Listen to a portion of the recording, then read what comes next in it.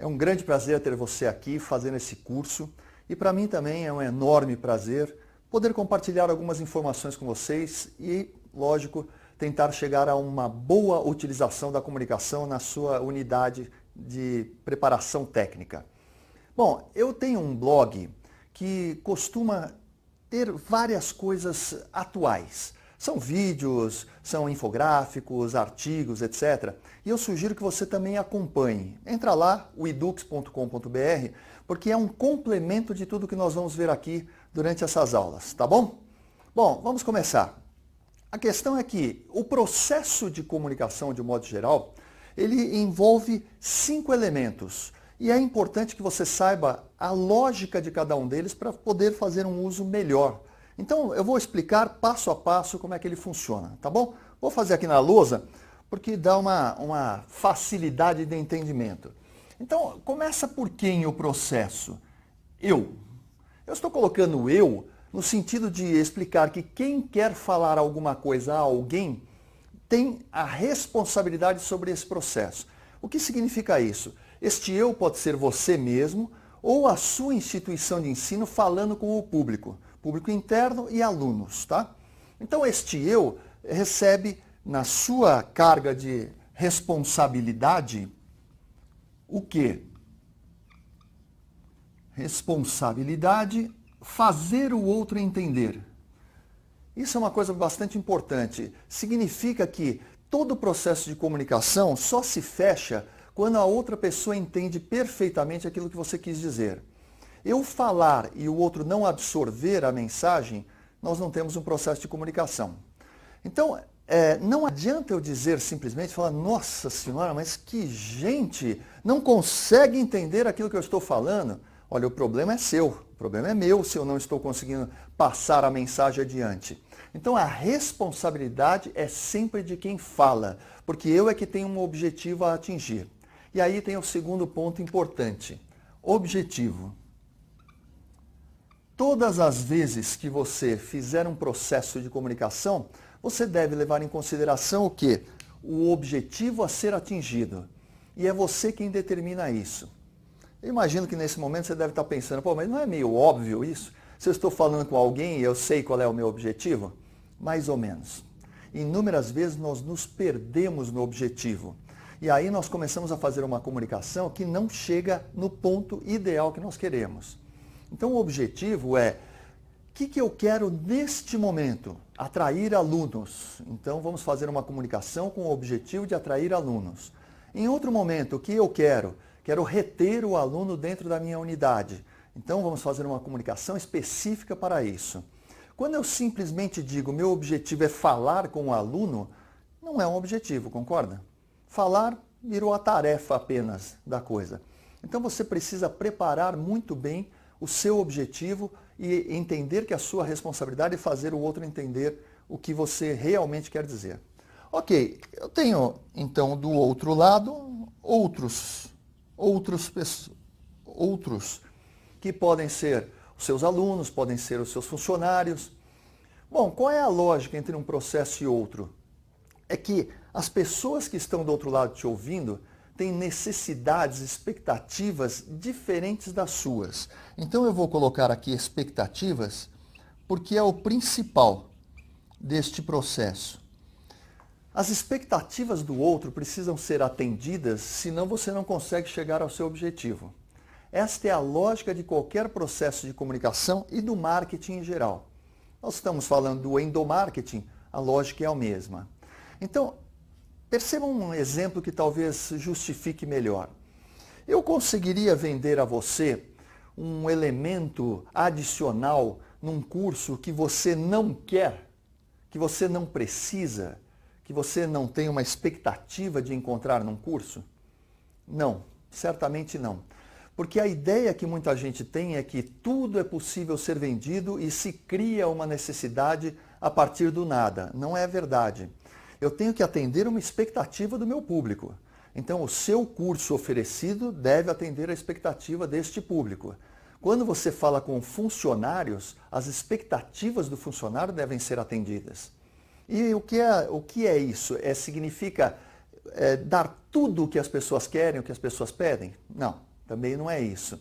É nós criarmos com a comunicação a ideia de que aquilo está sendo atendido. Essa é a grande lógica do processo.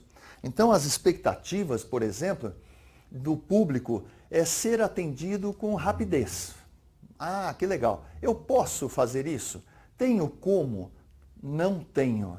Então, o que eu uso? A comunicação para atingir o meu objetivo, fazendo as expectativas do público parecerem reais. Eu coloco, por exemplo, um sistema de fichas, onde existe uma sequência de atendimento. Então você ganha uma senha e eu vou comunicar a você o seguinte: para melhorar o seu atendimento, nós instalamos um sistema de senhas só para você.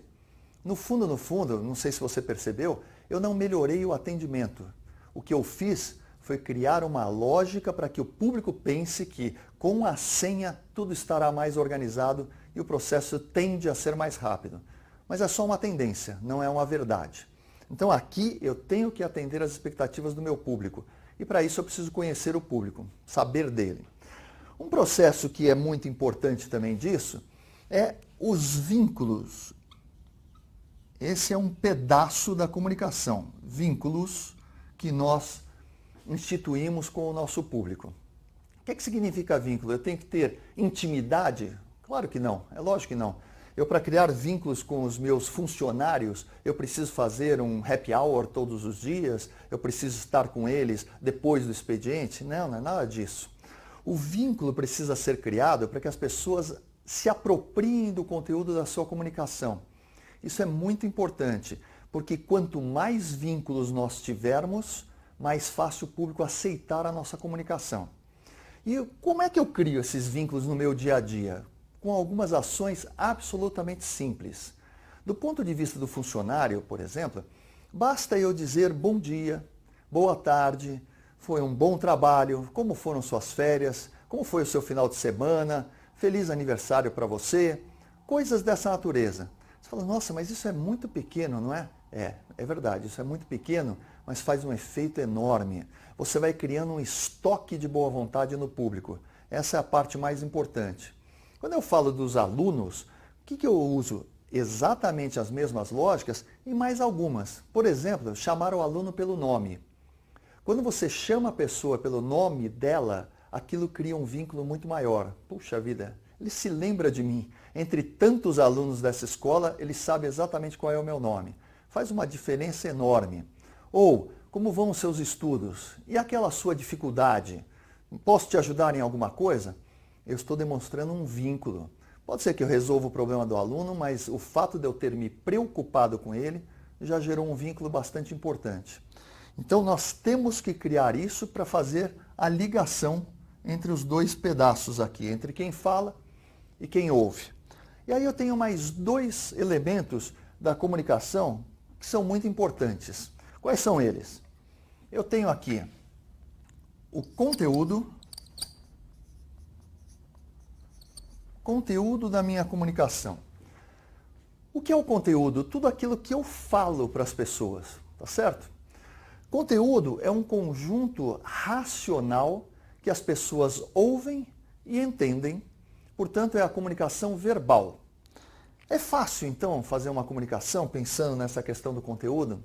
Nunca é muito fácil. E aí exige um cuidado bastante grande. Só para entender, por que o conteúdo, se o outro entendeu o que eu disse, não resolve todas as questões? Porque o entender não é a mesma coisa do que interpretar. E as pessoas interpretam o que você disse. Então, quando eu digo manga, provavelmente as pessoas entenderão. Elas sabem o que manga quer dizer. Mas alguns vão pensar na manga fruta e outros vão pensar na manga de camisa. Então perceba que a mesma palavra já tem significados completamente diferentes. Aí quando eu crio isto numa frase, eu já estou dando ao público a possibilidade dele interpretar a partir da sua história, daquela sua vivência, daquilo que ela já viu na vida. E pode ser que não seja exatamente aquilo que eu quis dizer. Então, conteúdos são coisas que eu preciso tomar muito cuidado. Olha só uma coisa importante. Siglas. As empresas, as instituições trabalham muito com siglas. Você conhece a sigla da sua instituição, mas as pessoas não necessariamente. Então, você precisa explicar o que significa aquela sigla. Outra coisa, palavras em inglês. Eu sou da área do marketing, trabalho bastante com isso. No marketing, a maioria das palavras, dos termos, são em inglês. Para mim, tranquilo, lógico, eu trabalho com isso há muito tempo. Mas será que para todo mundo é tranquilo desse jeito? Eu tenho que imaginar que as pessoas podem não conhecer a terminologia em inglês, portanto eu tenho que traduzir se eu quiser chegar até ela. O conteúdo é algo racional, mas precisa ter muito cuidado. Precisa ter muitos detalhes para as pessoas realmente entenderem o que eu estou dizendo. E aí vem o quinto elemento, que não é o último e menos importante. É um elemento bastante importante, que é a forma. O que é a forma na comunicação? A forma é um conjunto de signos emocionais. Ele já está distante do racional, mas ele é emocional no sentido de que ele afeta a parte da percepção do público. A forma, se estiver em desequilíbrio com o conteúdo, ela ganha mais força, mais peso. Então parece que o conteúdo é sempre o mais importante. Não se engane, não é assim não. Eu tenho que ter um equilíbrio entre as duas coisas, senão o que as pessoas realmente se lembrarão é da forma. E isso ficará muito marcado na memória deles. Quer ver um exemplo? Se eu disser, este curso que você quer se inscrever, ele é bom para a sua carreira. O que você imagina que o público efetivamente sentirá disso? Um aluno que quer fazer uma inscrição para um vestibulinho, o que ele vai pensar? Que o curso realmente é bom ou que não é tudo isso? Então percebam que a forma é o que eu fiz com a cabeça. E aí as pessoas entendem a forma e não o conteúdo.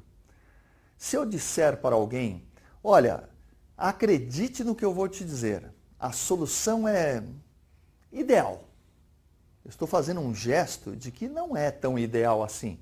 É um gesto de dúvida. E as pessoas ficarão com a dúvida, não com aquilo que eu falei. Então o processo de comunicação inclui estes 5 elementos e você precisa saber explorar cada um deles de forma organizada, de forma ordenada. Senão não chegará a uma comunicação eficaz. Tá? Parece simples, mas nós vamos agora, a partir dos próximos módulos e das próximas aulas, pegar cada um desses elementos e transformá-los em algo prático, alguma coisa que você de fato consiga colocar em prática na sua unidade para que tenha melhores resultados. Tudo bem? Nos vemos daqui a pouco nos próximos módulos. Tchau!